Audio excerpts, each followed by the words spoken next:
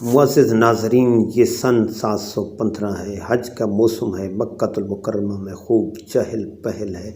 मुसलमानों के काफ़िले धड़ाधड़ आ रहे हैं। खैमों का शहर वजूद में आ चुका है जो लम्हा ब लम्हा बढ़ रहा है। मस्जिदुल हराम के सामने फ़कीरों की कतारें हैं। इनमें ज़्यादातर बद्दू हैं जो हज के दिनों में यहाँ आकर भीख मांगते हैं। इन फ़ुकरा में इस दफ़ा एक बूढ़े फ़कीर का इजाफ़ा है जिस पर किसी ने कोई ख़ास तवज्जो नहीं दी, क्योंकि आम फ़कीरों की तरह इसके कपड़े पुराने, मैले और फटे हुए हैं। चेहरे पर मिट्टी की इस हद तक धूल है कि चेहरा पहचानना ही नहीं जाता।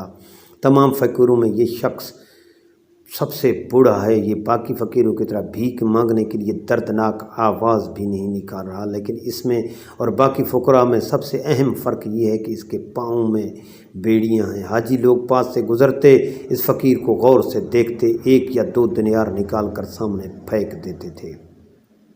एक हाजी साहब सामने आकर खड़े हुए, गौर से देखा, फिर पूछा, चोरी की है? फ़कीर ने जवाब दिया, चोरी की होती तो हाथ कटे होते।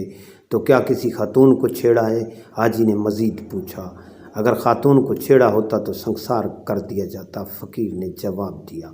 हाजी ने फिर पूछा, तुम्हारा नाम क्या है? जवाब मिला, कभी मेरा नाम भी हुआ करता था, अब रहे नाम अल्लाह का। तो फिर आप कौन हैं और आपके पाँव में बेड़ियां क्यों हैं? हाजी ने फिर पूछा। फ़कीर ने जवाब दिया, मैं अमीरुल मोमिनीन शाह सुलेमान बिन अब्दुल मालिक का कैदी हूँ। इतनी देर में बर्बर कबीले के 2 हाजी आए और फ़कीर के सामने बैठ गए। फ़कीर एक ही सदा लगाता रहा, व तो इज़्ज़ो मन तशा व तो ज़िल्लो मन तशा। ये दोनों अपने अपने कबीले के सरदार थे। थोड़ी देर बातचीत के बाद एक हाजी ने फ़कीर की ठोड़ी ऊपर करके कहा, तुम अमीर मूसा बिन नसीर हो? ये सुनकर मूसा के आँखों से आंसू निकल पड़े। इनमें से फिर एक बोला कि हमने ये सुना था कि अमीरुल मोमिनीन ने तुम्हें कैद कर रखा है, लेकिन ये नहीं पता था कि तुम भिखारी बन चुके हो। मूसा ने जवाब दिया, मैं अमीर सुलेमान यहाँ लाया है कि भीख मांग कर इसे 2 लाख दिनार पूरे कर दूँ। इनमें से फिर एक बोला, अमीर मूसा आप हुक्म करें, हम शाह सुलेमान के ख़िलाफ़ बगावत कर देंगे, हमारे कबीले के लोग दिनारों के ढेर लगा देंगे, अगर ज़रूरत पड़ी तो हम अमीर सुलेमान को कत्ल भी कर सकते हैं। लेकिन मूसा ने इन्हें तमाम बातों से मना कर दिया।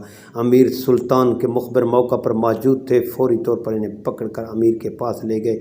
इसके बाद उनका कहीं पता न चला। मूसा बिन नसीर का ख़ानदान बुनियादी तौर पर तो ईसाई था। ये एक किस्म का खाना बदोश कबीला था जो शाम में दरियाए फ़ुरात के मशरक़ी किनारे रिहाइश पजीर था। जब मुसलमानों ने यह इलाका फ़तह किया तो मूसा के बाप को कैदी बना लिया गया। वहाँ अब्दुल अज़ीज़ नामी एक शख्स इसका नया मालिक था। वो इतना मुतासर हुआ कि उसने उसे आज़ाद कर दिया और उससे दोस्ती कर ली। मूसा की परवरिश उमर बिन अब्दुल अज़ीज़ के साथ हुई। वहाँ से ये ख़ानदान गवर्नर मिस्र अब्दुल अज़ीज़ बिन मरवान के पास पहुँचा, जिसने मूसा को अफ्रीका में गवर्नर मुकर्रर कर दिया।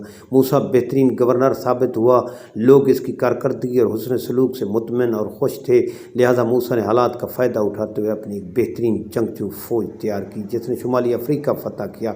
ये बर्बर कबाइल का इलाका था जो जाहिल होने के साथ साथ बहुत दिलेर और जंगजू किस्म के लोग थे। ये बहुत जालिम और हद दर्जा के वहशी थे। लफ्ज़ बर्बरियत इसी लफ्ज़ बर्बर से ही अख़ज़ किया गया है।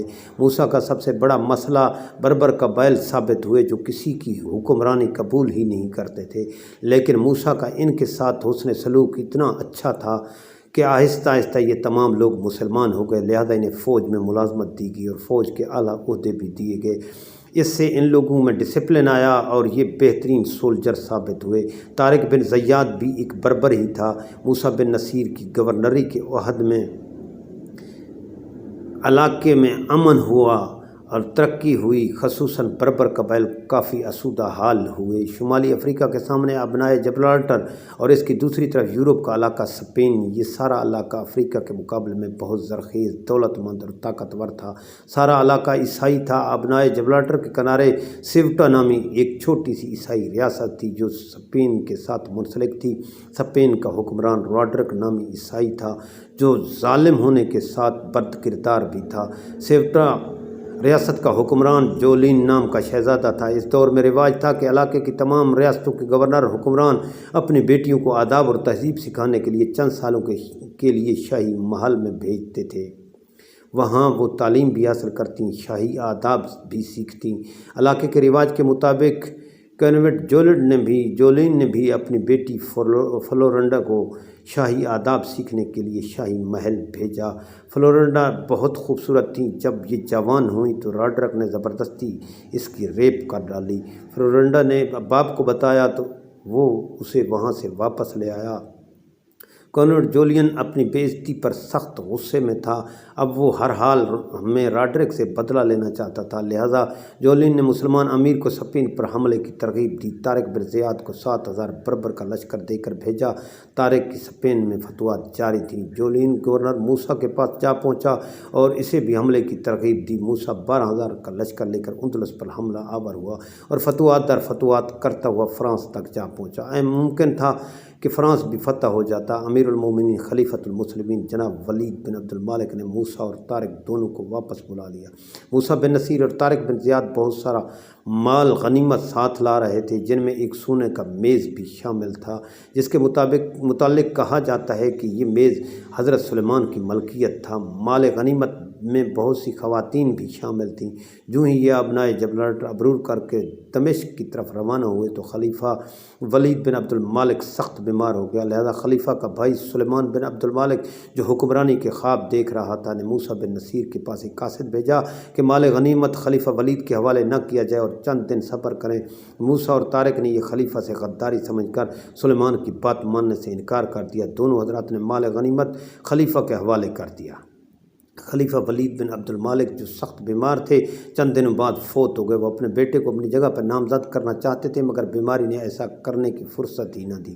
خلیفہ کے بھائی سلیمان نے فوری طور پر اقتدار سنبھال لیا اور تمام سرکردہ مسلمانوں کو دمشق جیل میں ڈال دیا۔ موسیٰ بن نصیر کے خلاف خصوصی عداوت دکھائی، اسے قید میں سخت اذیتیں دیں۔ اس کا بیٹا عبدالعزیز اندلس میں اشبیلا کا گورنر تھا، اسے قتل کرا کر اس کا سر ٹرے میں رکھ کر موسیٰ کو پیش کیا۔ اس پر بھی خلیفہ سلیمان مطمئن نہ ہوا تو موسیٰ کے پاؤں میں بیڑیاں ڈال کر حج کے دوران مکہ لے گیا اور اسے بھیک منگوائی۔ بالآخر اذیتیں سہ کر دمشق کی جیل میں اسلام کا یہ عظیم ہیرو سپہ سالار سن 716 میں مالک حقیقی سے جا ملا۔ یہی حال طارق بن زیاد، محمد بن قاسم اور دیگر فاتحین کا بھی ہوا۔